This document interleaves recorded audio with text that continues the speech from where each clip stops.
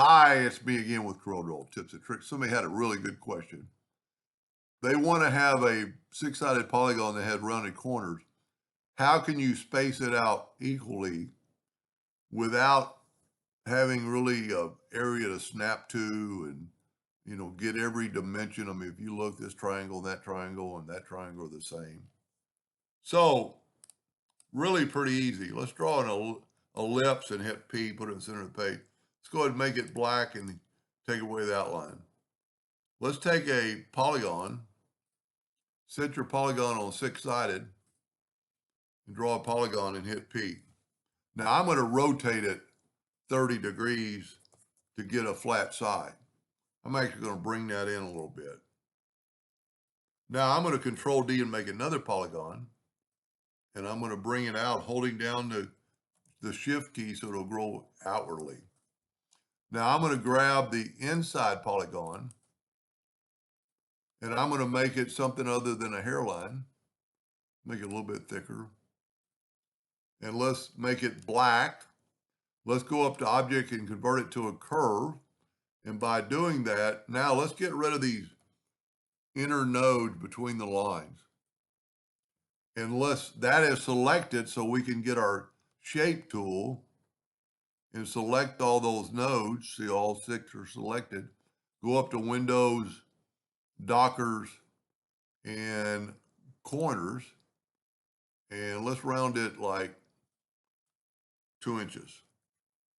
Wow. Let's go 1.25.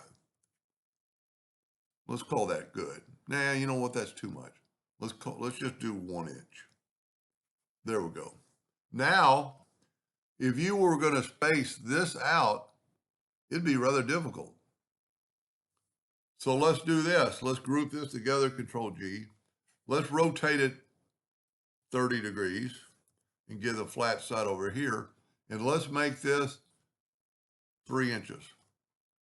Now set your nudge factor on 3 inches, hit the plus key, and do this right here. Now group these together, Control G, Control D to duplicate, and it's almost easier to just take that corner and have it snap to. Now that we've got that, we can Control G, Control D. This way I'm going to come straight down, and this is one you could do with math. And because you did it all that way, now I really made the circle too big or something. I'm going to select everything, and I'm going to ungroup all. And I'm going to select a red triangle or red polygon. You can see down here I've got it selected. I'm going to go to Edit and Find and Replace and go right here to From Selection, Find All, and hit Delete. So now I like my first one better. It's just bigger. But everything is equally spaced out because we were able to use that other polygon. No matter what you do with it, you can Control G, make it a lot bigger, and they're still spaced out. I like it a little better now.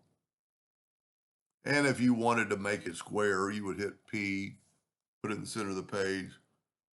You know, the best thing to do here is take the Shift key and double click on your rectangle tool, and then hold down the Shift key and see how it's moving both sides in. We'll go ahead and keep the Shift key down. We'll split that one in the middle. Those other ones are a group, and we have basically 2 objects. You go right here to intersect, and now you have a square with polygons equally spaced apart. I still like that one better. I wish I would have just made it a little bit closer together. That's how I would do it. Anyway, I hope that helped a little bit, and thank you for watching.